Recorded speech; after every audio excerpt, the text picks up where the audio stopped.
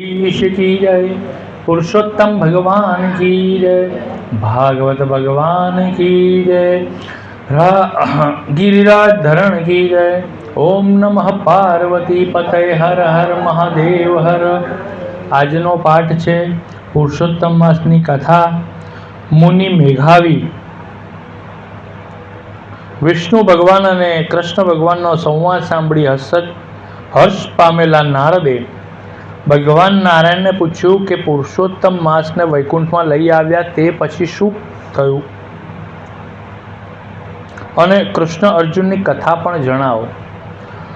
ત્યારે નારાયણ કહે છે કે હે નારદ, ભગવાન વિષ્ણુએ પુરુષોત્તમ માસને પોતાના ત્યાં વસાવ્યો, તેથી તે પ્રસન્ન થયો અને સાથે સાથે ભગવાન વિષ્ણુને પણ સંતોષ થયો। હવે કૃષ્ણ અને પાંડવ વચ્ચે કામ્યકોનમાં શું થયું તે તને કહું છું, તું સાંભળ।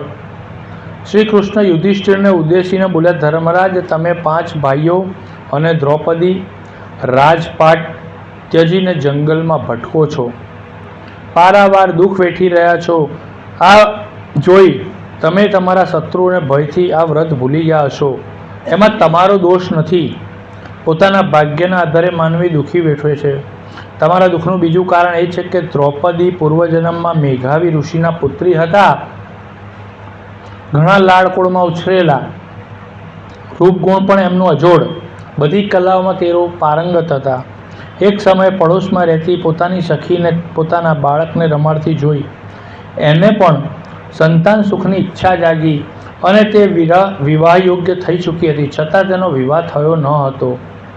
એની માતા હોત તો આજે તેનો વિવાહ ક્યારનો થઈ ગયો હોત, પણ પિતા આ બાબતમાં ઉદાસીન છે, મને સમજાતું નથી। બીજી બાજુ ઋષિકન્યા મેઘાવતી આવી ચિંતા કરી હતી, ત્યાં બાજુમાં મેઘાવી ઋષિ પુત્રીના વિવાહ કરવાની ચિંતામાં જ હતા। યોગ્ય મુહૂર્તિઓ નજરે પડતો ના હતો, તેઓ વરની શોધમાં બહાર નીકળી પડ્યા। અનેક સ્થળ ગુમવાથી મેઘાવી ઋષિ માદા પડ્યા, મુસીબતે આશ્રમમાં પાછા આવ્યા। હવે તો તેમનાથી ઉઠી બેસી શકાતું પણ નહીં, બેભાન અવસ્થામાં રહેવા લાગ્યા। પિતાની દશા જોઈ પુત્રી મૂંઝાવા લાગી।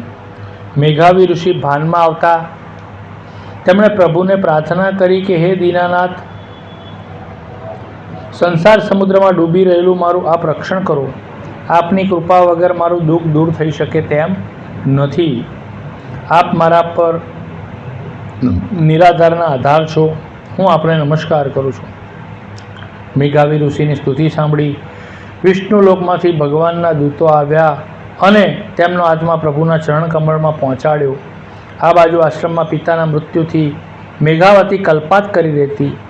મેઘાવતીએ પિતાના શબને ખોળામાં રાખ્યું અને રડતા રડતા બોલવા લાગી કે હે પિતા, આપ મને નોંધારી મૂકીને ચાલ્યા ગયા છો, હવે મારી સાર સંભાળ કોણ લેશે? હું એકલી કેવી રીતે વનમાં રહીશ? આવું આક્રંદ સાંભળી આજુબાજુમાં રહેલા ઋષિમુનિઓ આવી પહોંચ્યા, મેઘાવતીને આશ્વાસન આપ્યું, મેઘાવી ઋષિના અંતિમ સંસ્કાર કર્યા। જેમ ગાય વિનાનું વાછરડું તડફે એમ આશ્રય વિહોણી મેઘાવતી તડફવા લાગી। સમય વીતતા તેનું દુઃખ ધીમે ધીમે વિસારે પડવા લાગ્યું। કાંઠા ગોરમાની કથામાં આજે સાસુ વહુની કથા છે। કનકપુર નામે ગામમાં નદી કિનારે આવેલું, તેમાં મણિબેન તેમના દીકરાને વહુ સાથે રહે। સવાર પડતા જ દીકરો ખેતરે જાય, દીકરાની વહુ બધું કામકાજ કરે। મણિબેન આખો દિવસ નવરા એટલે આજુબાજુ પડોશમાં જઈ પંચાતો કરે, ઘેર બેઠા બેઠા પડોશને બોલાવી ગપ્પા મારે, આમ દિવસ પૂરો કરે। ધર્મ ધ્યાનમાં તેમને કોઈ રસ નહીં, ગપ્પા મારવામાં અને વાતો કરવામાં એકા। દીકરાની વહુ, એનું નામ મેના હતું, મેના ઓછું બોલતી, ઘરના કામકાજમાં ડૂબેલી રહેતી, સમય મળે ધર્મ ધ્યાન કરતી હતી। એવામાં પુરુષોત્તમ માસ આવ્યો। મણિબેને પુરુષોત્તમ માસના વ્રત કરવાનું નક્કી કર્યું। મારી સાસુ વ્રત કરનાર છે જાણી મેનાએ પણ વ્રત કરવાનું ચાલ્યું।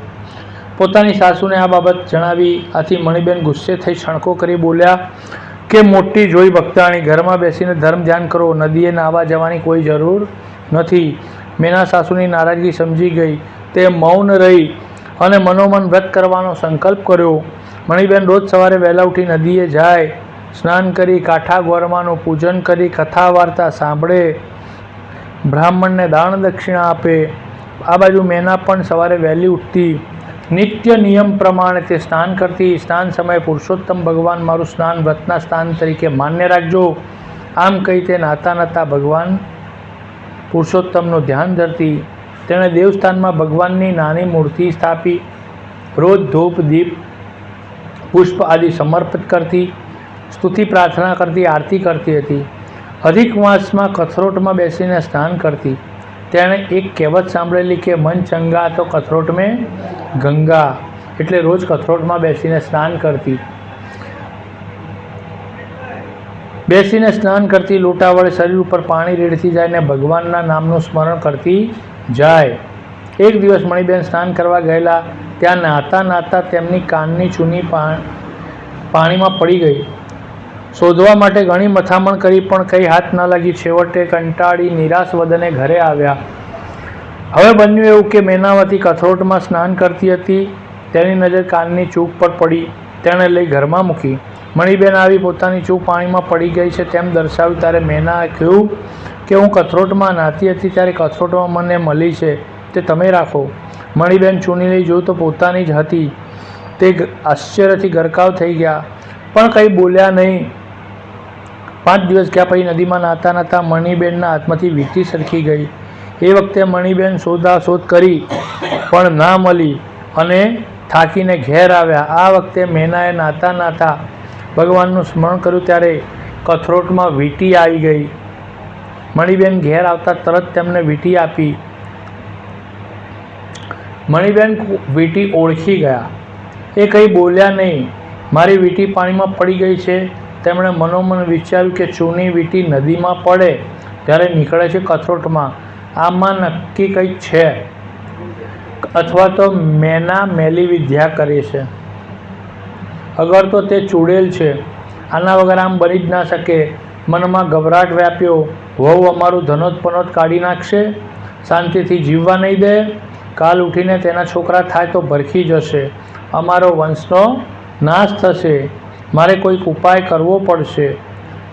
પુરુષોત્તમ માસ પૂરો થયો પછી આ વાત. સાંજે ખેતરમાંથી દીકરો આવ્યો. મણિબેને મરચું મીઠું ભભરાવીને પ્રસંગની વાત કરી. દીકરો સમજુ હતો તેથી કંઈ બોલ્યો નહીં. આગળ જોયું જશે તેમ મનમાં વિચાર્યું. પુરુષોત્તમ માસ પૂરું થતાં મણિબેને ઉજવણું કર્યું. તેમણે યજ્ઞ કરાવ્યો. ઘણા બ્રાહ્મણો, વ્રત કરનારાઓ અને સગા સંબંધીઓને નોતર્યા.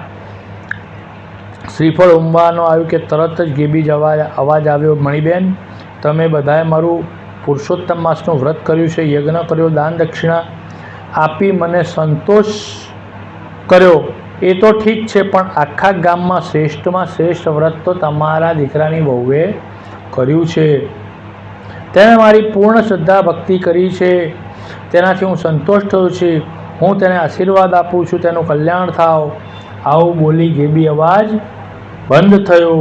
યજ્ઞમાં આવનાર સૌ કોઈ મેનાના વખાણ કરવા લાગ્યા.